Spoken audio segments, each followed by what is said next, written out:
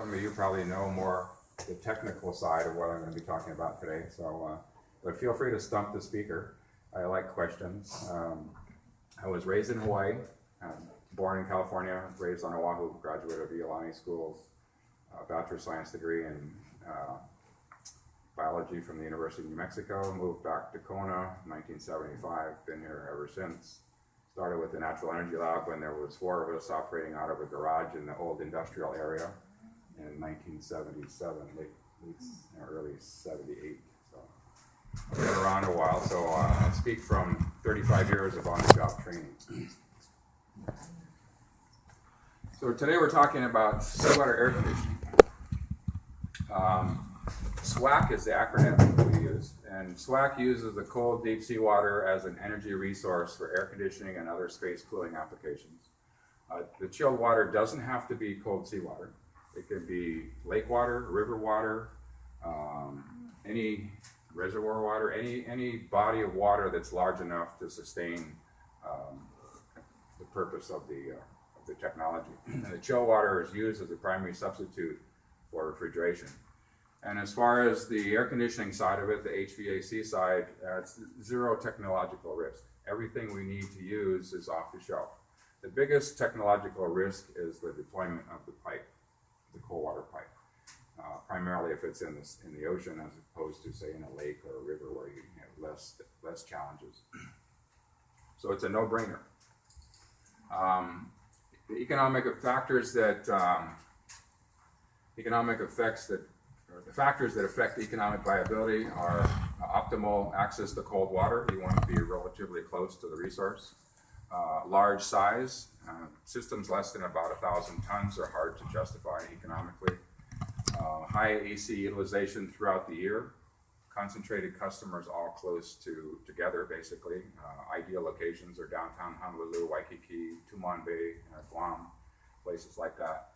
And high electrical rates and high reliance on imported fossil fuels. You get all of those together, the economy is really excellent. There are 3 basic components of a SWAC system. One is basically the pipeline, the intake, the shore crossing, pumping and discharge, and then the heat exchange facility, and then the district cooling system. So my talk is broken down a little bit into each of these categories. So here off the Big Island, the bathymetry offshore is very steep, about 30 to 35 degrees. So we can get down to 2,000 feet within less than a mile offshore. We currently have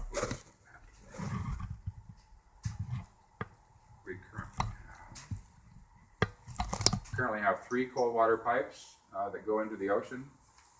Those range in size from 40-inch here at the point to 18-inch to 55-inch in diameter. Our first pipeline was put in 1980, and that was a 12-inch pipe that outlived its original design and was pulled up. The last piece of it was pulled up in 2012. So one of the first things you need to do is to survey the bottom. You need to know what you're going to put your pipeline down on, and typically that is done with some sort of side scan sonar system. You want to get the highest resolution possible, so you have a really good sonars. You can get within a meter or so of resolution. And once that is done, come up with a map that looks something like this. This is Tumon Bay in Guam. This is here at the Natural Energy Lab. Interestingly, this location here, which is about 150 meter depth, was a prehistoric shoreline that existed about 20 to 30,000 years ago in an earlier ice age when the sea level was lower, islands were a little higher. That was the reef at the time. We know that we've had people go down there and see fossilized coral. So it's an interesting location because it also drops off very steeply there. In some cases, 100-foot vertical walls. So most of our pipelines span over, all of our pipelines actually span over that cliff using high-density polyethylene material, which floats. Here's a piece of the 55-inch pipe right there. So those surveys are generally not accurate enough. They don't give you enough detail of what's down there. So typically you'll go down and actually take a look. Use a remote operated vehicle. This is a Remora 6000. We used that for the 55-inch pipeline deployment in 2001, and it has really high capabilities. You can also go down in a deep diving submersible. The thrill of my career is that I've been down 7 times in a deep diving submersible. So it's inner space. If I could give a presentation just about that, it's quite amazing when you get below about 600 feet foot depth. Now you need to get through the most vulnerable seashore interface, and that is the shoreline area where you're subject to tsunami, hurricanes, damage from large swells and storms. And after trying several different methods here at the Natural Energy Lab, we ultimately decided on microtunneling as opposed to trenching through the shoreline. And so our 55-inch seawater system has 2,000-foot long, 63-inch diameter tunnels with 55-inch pipe sleeved inside of it.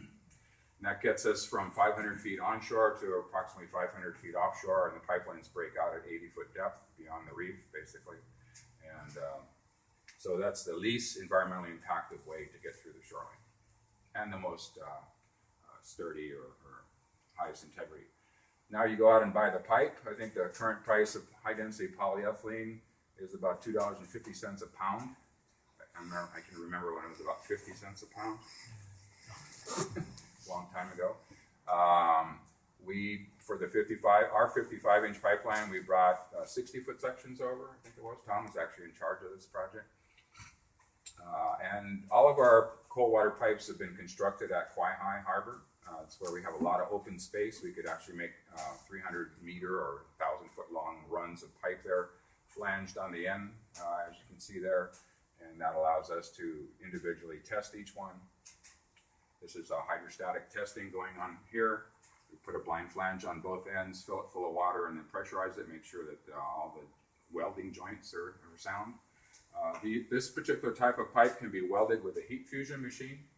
A disc comes out, cuts the ends of the pipe so they're nice and plumb, nice and flush.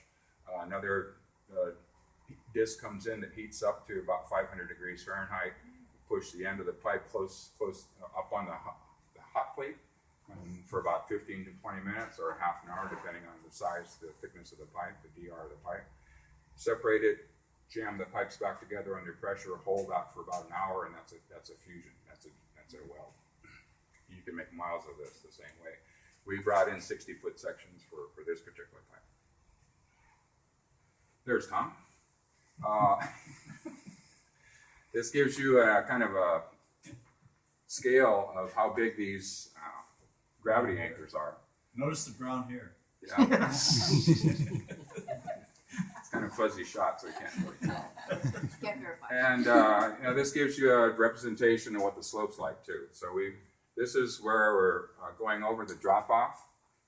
It's actually just before the drop off.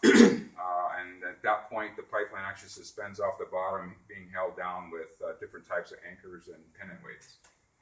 And so this allows us to span over the cliff that's posed the problems. Now you need to put the pipe all together. And this particular pipeline, we learned from past experience that if you paint it white, or if it's a kind of a shiny surface, that it won't absorb heat during the day. Plastic, as you know, gets less pliable, or gets more pliable and weaker as it absorbs heat. So this pipeline was painted all the way around with some cheap white house paint, and typically the deployments happen at night as well. So here are the pipelines being bolted together. It already has all the gravity weights attached to it. Then you go through the deployment process, the towing process. Typically the towing starts early in the morning and arrives, or late at night, late afternoon, arrives to the site by the next morning. The pipe is aligned at that point. This is the actual intake of the 55-inch pipeline. And deployment happens at night again, primarily to keep the pipeline from heating up and maintain its integrity, maintain its strength. The deployment process is the most critical aspect of the installation. If something's going to happen to the pipe, it's going to happen when you're putting it in. Fusion joints can break if they're not properly welded together. nylon lines can break, which happened during the 55-inch pipe deployment and held up the deployment for about 3 days. So things can happen. It's a very well thought out deployment process. It's well orchestrated. This is developed by Mackay Ocean Engineering. Mackay Ocean Engineering is the company that installed and designed all of our pipelines. And they have actually installed many of the seawater air conditioning pipelines throughout the world. It's very critical that you maintain this nice S-curve here, and you know where your water to air interface is. Quite often you'll run a pig, a foam swab of sorts, inside the pipe, so you maintain a good interface between the water and the air. So once the pipeline is floating on the surface, it's filled with air. It's pressurized with small pressure of air. And at the time that the pipeline is aligned properly, we start pumping water through the shore side. And it's basically like a sine wave that's just moving along. You want to control that nice S wave throughout. You're also pulling tension on the pipe, 30 to 50,000 pounds or more of tension. And you can actually bring the pipe back up by just reversing airflow to force the water out. The pipeline will come back up. We had to do that with a 55-inch pipeline. I think we had something like 10 weights on the bottom. And then we had a big nylon line that snapped, and so we brought the pipe back up. So you have a lot of control over it, but it's a pretty dicey operation. It usually takes between 20 to 24 hours from the time you start deploying it until you have it fully on the bottom. We currently have 3 cold water pipes, and at each location where we have a cold water pipe, we also have a warm water intake. And this is really an advantage for our aquaculture companies, so they can mix the 2 waters together and generate any marine temperature between about 40 degrees Fahrenheit and about 78 degrees Fahrenheit. This is what the 55-inch pipeline looks like on the bottom. This is that cliff area where it's suspended off the bottom. So this pipe is around 3,140 feet deep. It's over 10,000 feet long. Now we need to build a pump station. That was the next phase of the 55-inch pipe deployment. Mackay Ocean Engineering came up with a very innovative design to use fiberglass reinforced plastic tubes as the pump station chamber. So where the tunneling machine was working before, that was basically a large wet pit or chamber.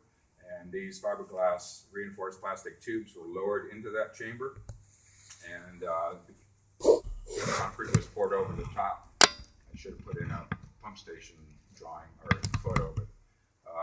And that became the intake chamber for each pump, as well as the center tube connected right to the pipeline itself at the pump station. So previous to this, we had built a pumping station with reinforced concrete, and that was a lot more expensive as far as compared to fiberglass reinforced plastic. This is what our typical control room looks like at the bottom there, where we have computer-controlled speed controls, variable speed drives, and typical vertical turbine pump is there to the right, and insulation just above it. Why are those pipes cheaper than a big pit? Well, concrete generally is a little bit more expensive than prefabricating You have something. to have big holes. Yeah. Many little holes. Okay. Even here, no question. You're already causing trouble, Sid. I have another one. See? We go way back. Now the heat exchange facility. And typically, in most seawater air conditioning, lake source cooling systems, they'll use a plate type heat exchanger. In this case, the plates are titanium. You have cold fluid from your resource, in this case seawater, on one side, and then that draws the heat away from a cold freshwater loop. So the district cooling system is a closed loop, as you'll see in the next schematic. And that chills the freshwater loop, and that's what you send to your district cooling system, to the buildings that are actually being air conditioned. This is what the heat exchanger facility looks like at Cornell University. I think Cornell was one of the first installations ever in, outside of Hawaii. Certainly, using a lake water. I got some more slides on that too. So, gives you a kind of an idea of how large these heat exchangers can be. And this would be very similar to what's being proposed for downtown Honolulu, SWAC. This is the exchange heat when they get fresh water. They don't have salt water. Never mind.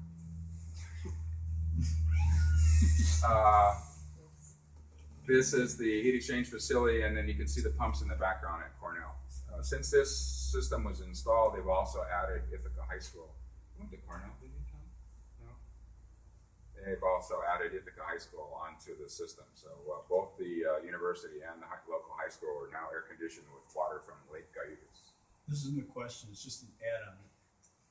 Okay? It's allowed, it's allowed. The guys from Cornell, this system was installed at Cornell because the engineers from Cornell were thinking about it as a possibility. They came out here and met with us and Mackay Ocean Engineering, who were just finishing up the design for the 55-inch pipeline, and they based on our success of the earlier pipelines, that system was built because of this one, and that was the first one Large scale. bigger scale than right here in the world. So we have a lot to do with the whole thing. And then the third component for a system like this is the district cooling system. And for this part of the system, it is no technological risk. It's just now we're getting into HVAC, which is highly understood by most engineers these days. So it's a pretty simple system. This is a conventional air conditioning system where you've got a refrigeration unit involved with expansion of freon and other working fluids. This requires a lot of energy. It also puts a lot of contaminants in the atmosphere and so forth. Typical district cooling system would look like this. So imagine that in downtown Honolulu or Waikiki, Guam, where the seawater is brought up from the depths, goes into the heat exchange facility or the cooling station, and then is discharged offshore at an appropriate depth that is equal to its temperature and the dissolved inorganic nutrients that are in the water. The water could be used again. I'll talk about that a little bit later. And then this is the closed loop of cold fresh water. So coming out of the heat exchangers are 44 degrees. Basically, the delta T is about 10 degrees. Comes back to about 54 degrees. The heat's taken out of it with the cold seawater, and then it's returned back to the buildings. This is a similar schematic looking at it from the side. So each building basically would be serviced by the cold freshwater loop. SWAC, downtown Honolulu. This project's been proposed since about 2011, 2012. They're pretty far along, maybe even longer. They're pretty far along in the design. They're hoping to break ground this year. They're currently trying to sign up customers to get their financing. It's going to be a long haul. We were talking $200 million project along that order of magnitude. The pipeline would come in at Kaka'ako. This is Ala Moana Boulevard here, Aloha Tower. This is the pipe intake here. This is what part of the district cooling system might look like. They're even considering sending chilled water up to Queens Hospital. So anywhere where you have a concentrated load, air conditioning load. Now the intake of the HVAC system is going to be around 1,700 feet. They chose not to go longer, to get deeper. The bathymetry off of Waikiki and downtown Honolulu is not as steep as here. So they've elected to go with a shorter, shallower pipe and actually have a refrigeration unit in the cooling station as well. So that partial refrigeration will be required to get the water down to the ideal temperatures at certain times of year. So that'd be kind of what we call a hybrid system. Here's basic facts and conversions to give you kind of this economy or a little bit of scale here. 1 ton of air conditioning is around 12,000 BTU. The power demand with SWAC is about 0.07 to 0.1 kilowatts per ton, compared to 0.7 to 1 kilowatt per ton for refrigeration chillers. That's about 86% less electricity for operation. One hotel room is around 0.75 to 1 ton. So 1 ton is about one hotel room or one large office, just to give you a size comparison there.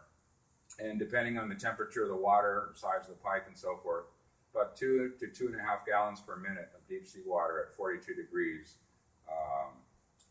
per ton of air conditioning.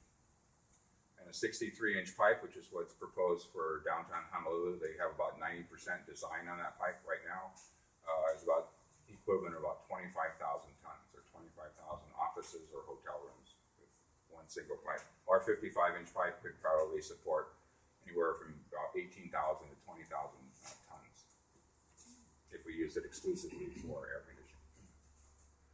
Now, the advantages of SWAC, of course, it offsets electrical demand. Each ton of AC displaces around 0.7 kilowatts, reduces reliance on fossil fuels, saves 75 to 85% of the energy operating costs. These are all proven facts. Reduces the need for chillers and cooling towers. Actually, you can take the chillers and the cooling towers out of the building after a while, or once they run through their service life, and then basically you don't need them anymore. Rapid return on capital investment, and this changes from location to location, but typically it's about 5 to 7 years return on capital investment. And it's very easily adaptable to most chill water systems that large buildings are using today. So almost just plug it in and go. Now, if you're looking at cooling choices and the relative complexity and risk of uncertainty, if you own your own air conditioning system in a large building, you've got all these things to worry about here. Emergency response, electricity, depreciation, change in the price of electricity, sewer, water, all these things. When you're in a district cooling system, basically you're just buying water, you're buying cold water. And so that's your only bill, besides the chill water system that you already have in your building.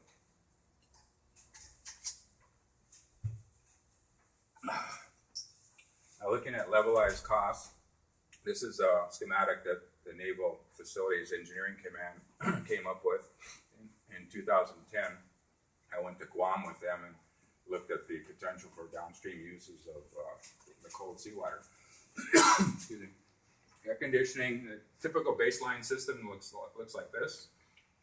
You have your relatively low capital cost, low operating and maintenance and repair costs. There's some water needs in there to make up for the cooling tower evaporation. And of course, your energy costs are very high. You consolidate all of that into a district cooling system where you have multiple buildings all being refrigerated by a central refrigeration system. The capital cost goes up. Some of your other operating costs go up. Energy costs go down a little bit. But the main secret sauce here, the magic, is seawater air conditioning. You can see that the capital cost is very high because you have to, especially if you're retrofitting a system that's already built, you've got the pipeline costs, you've got tunneling underneath the city. It's going to be interesting to see what the kind of traffic problems they have in downtown Honolulu when you're micro-tunneling or directionally drilling under roads that supposedly have drawings that show everything underground. I know they're going to run into all kinds of fun stuff down there. So that increases the capital cost. So the capital cost up front is higher. You basically have no water usage because you're not using a cooling tower. And then the energy cost is way down compared to a conventional air conditioning. So this is the reason why this technology is being developed around the world. The current installations, the largest in the world that we know of is Stockholm. And you wouldn't think that a cold climate uses a lot of air conditioning, but large buildings actually retain heat very well. And you've got, I think most humans give off about 100 watts per person, something like that. You have several thousand people in a large building, plus all the other heat loads. And so in many cases, you need air conditioned buildings even in the wintertime. And it's not just so I can digress a little bit here, it's not just the air conditioning that we're after.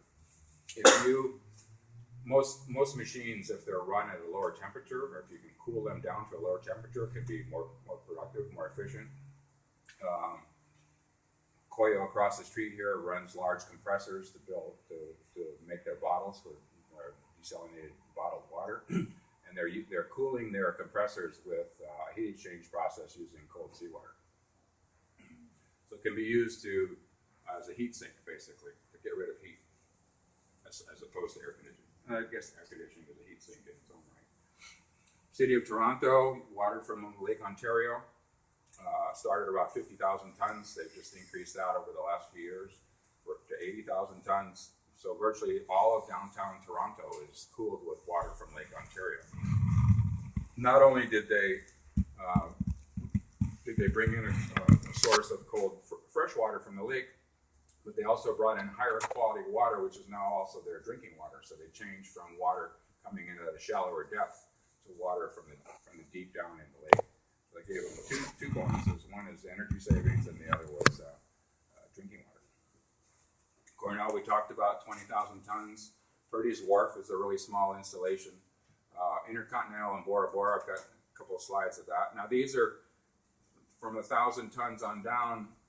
The economics starts to kind of go out the window, but when you're Hotel Bora Bora and you can afford to put in a small cold water pipe for air conditioning, I guess it doesn't matter. And here at NELH, because we use the cold seawater for other purposes, tenants can buy that water from us and develop their own systems for their offices and so forth. That just put in a really nice system for their new office complex. Proposed locations: downtown Honolulu, 25,000 tons. Tumon Bay, Guam's had a feasibility study since 2005. Why they haven't built the system, I don't know.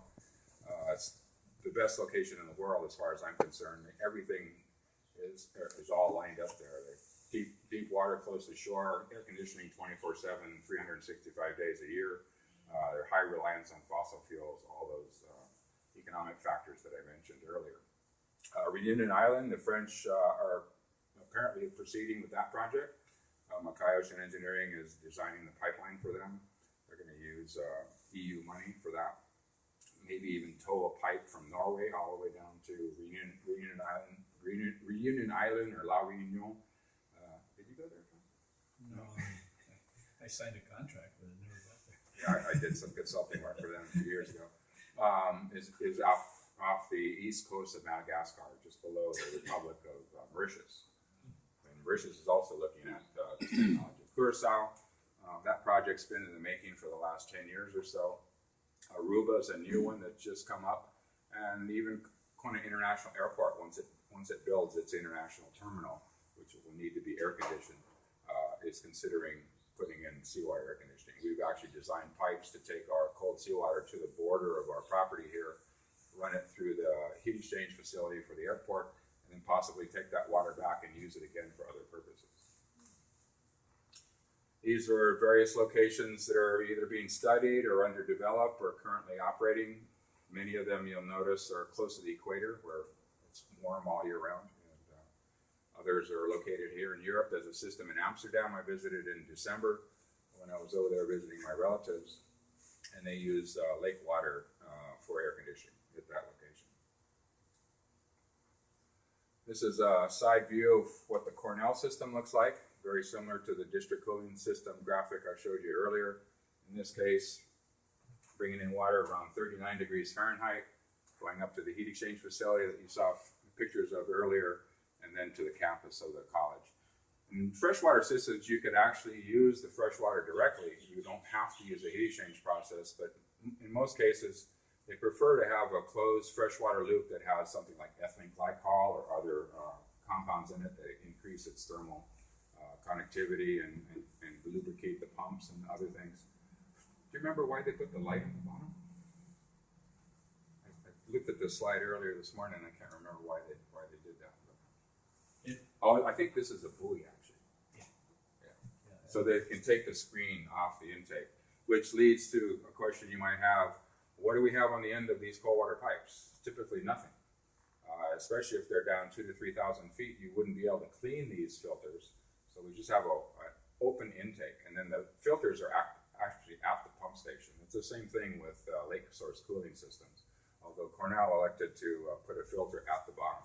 I think the thing about Cornell, it was a big environmental issue because Cayuga Lake was going to be destroyed, and there were all kinds of models.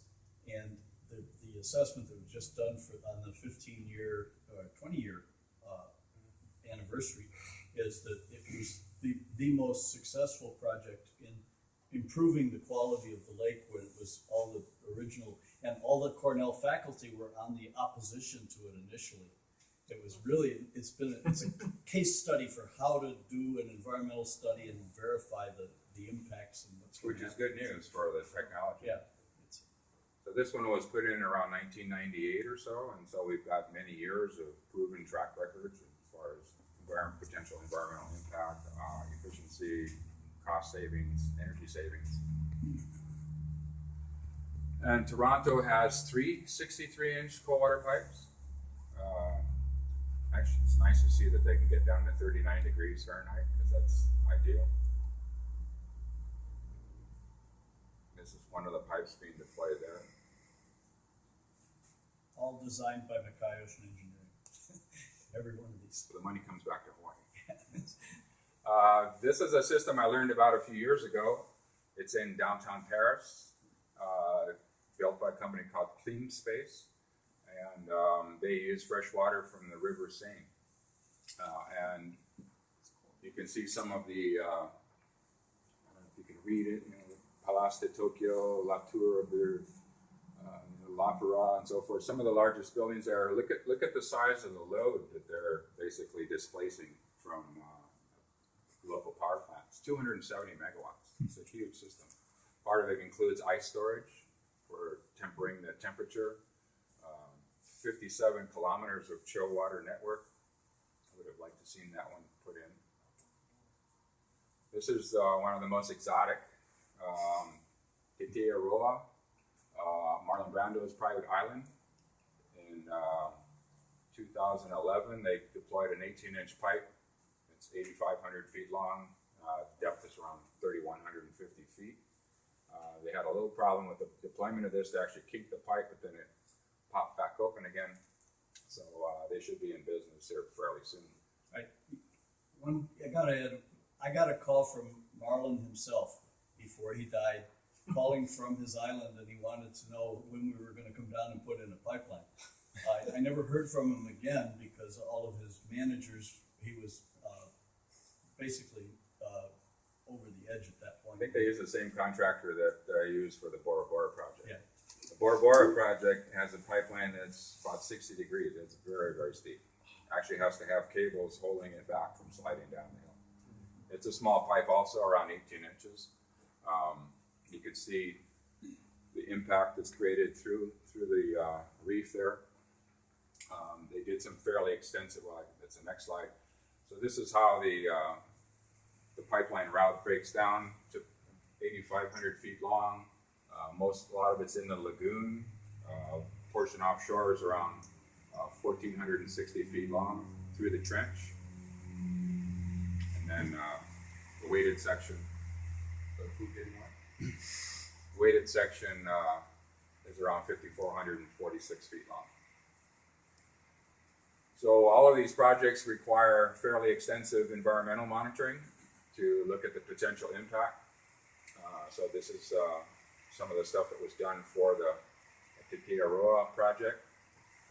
I don't know that I'd like to be in salt water with that excavator there. We won't find very many contractors to do that here in Hawaii.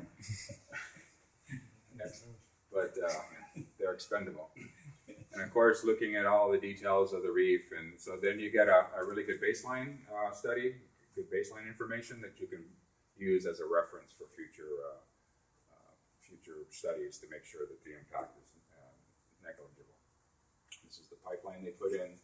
Large tugs and boats and cranes and barges are usually involved. So this is this building. I don't know if most of you have seen this schematic. When the trade winds are not blowing, this building is very interesting in the sense that it's all passive cooling. It's all convection current driven, basically. As the as the sun heats up the roof of this copper roof in this building, you notice the roof is curved, so all the air is driven over to the far side here. That goes out the thermal chimneys. So as the heat, the roof is heated up, it heats up the roof, air starts moving out the thermal chimneys. And the only way the air can get into the building to replace the air that's driven out is across a heat exchange surface. These are actually plastic heat exchangers. So the air is drawn in, as you'll see. And cold air is brought in and replace the air that's in the building. When the system's working properly, it's about 15 volumes of air exchange per hour. So it's a really nice system. And get condensation from water vapor in the atmosphere condensing on the heat exchange surface. That water can be captured. That water is used for irrigating some of the landscaping plants here and was used initially to flush the toilets, but was a little bit too unstable to operate. So pretty interesting. This is the only passive seawater air conditioning system that I know of in the world. No pumps, no motors, no fans. Everything's working fine. It's just naturally driven by heat. Except for getting seawater up the hill. Well, yeah, minor.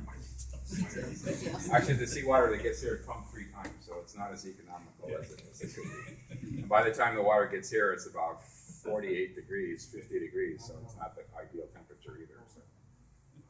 So you're not supposed to know all these behind-the-scenes things. So besides the obvious economic benefits, there's a lot of environmental benefits too.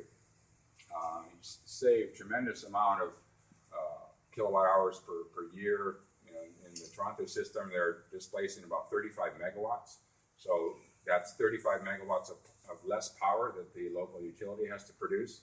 So that means less gases going into the atmosphere, all your CFCs, your NOx and SOx, and nasty emissions. Once you replace the chillers in the downtown air, or once you replace the chillers, then you're reducing the amount of, or you're actually eliminating all of the refrigerants that are used in the system as well, cutting down all your emissions. The SWAC system is looking at a reduction of 170,000 barrels of oil per year on Oahu, reducing carbon dioxide in the atmosphere by 84,000 tons. Saving 77.7 million kilowatt hours per year. Saving about 260 million gallons. This is primarily from the cooling tower, which is not needed anymore.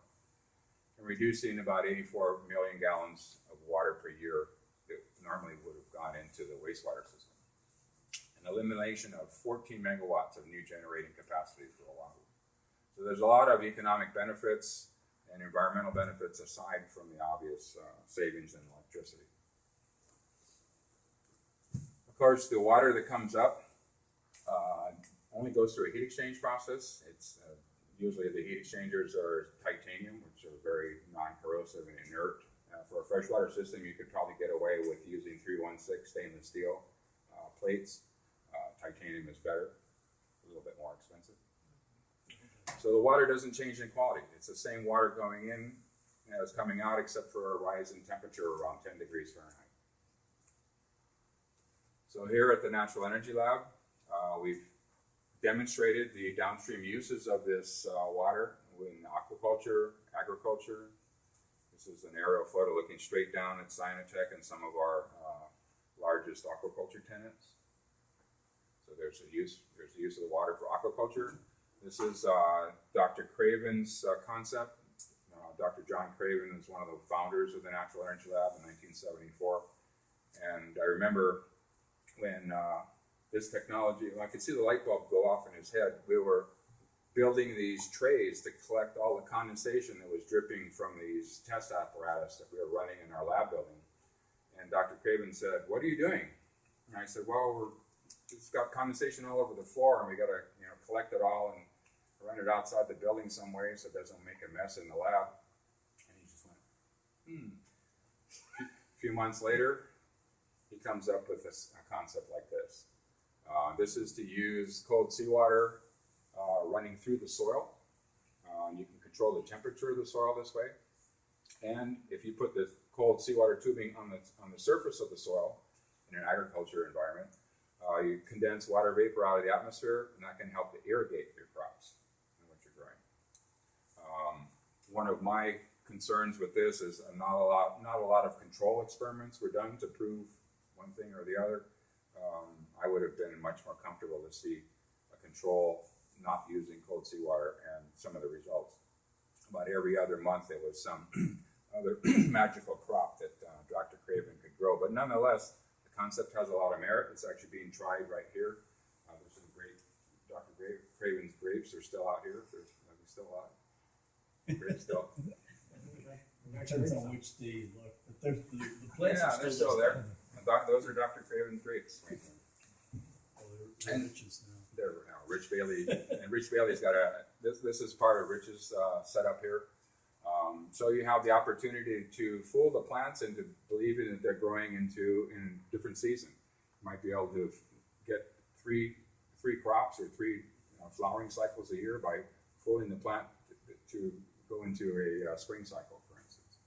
So there's a lot of potential for this. Of course, you can use the cold seawater for refrigerating greenhouses, cooling greenhouses down. That's one of the best use of the cold seawater is not aquaculture or not this concept. It's for cooling and chilling purposes.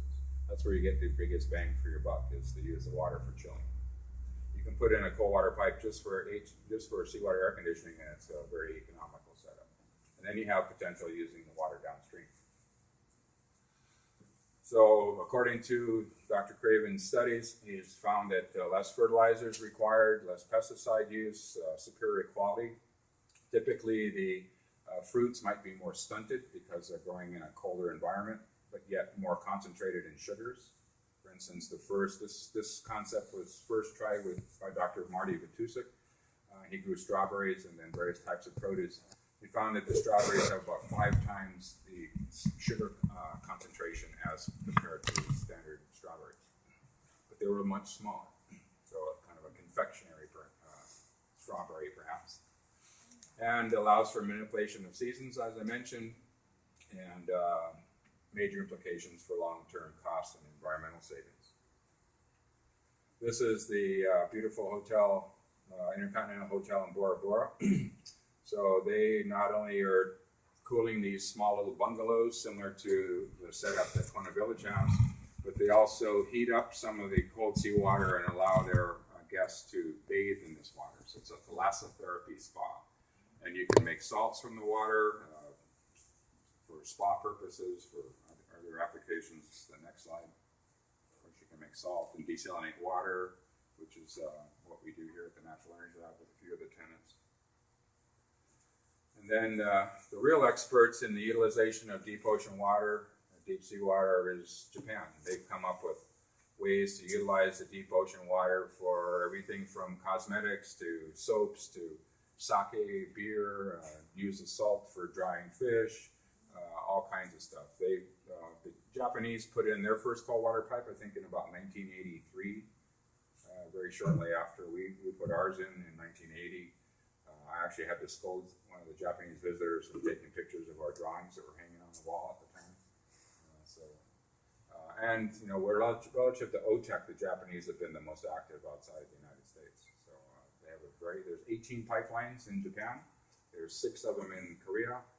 There's 4 that I know about in Taiwan. There's a pipeline in India. And so, of course, all the pipelines for the SWAC systems and lake source cooling systems I just mentioned also.